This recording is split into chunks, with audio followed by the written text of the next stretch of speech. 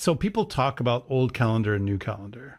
Historically, within the church, it's not as though there was one calendar and then suddenly in the 1920s, there was this other calendar that came into being. Historically, in the church, there have been many calendars in use, particularly before the schism after the Council of Chalcedon. And a number of those calendars are still in use by the non-Chalcedonians, still in use. Like they were using them before the Council of Chalcedon. So those were Orthodox calendars. So in Kefalonia in Greece, very famously, there's a church where on the Feast of the Dormition of the Theotokos, there's a whole bunch of non-venomous snakes that all come into the church on the feast day. They'll come into the church and they'll sort of slither around the iconostasis, and especially around the icon of the Theotokos.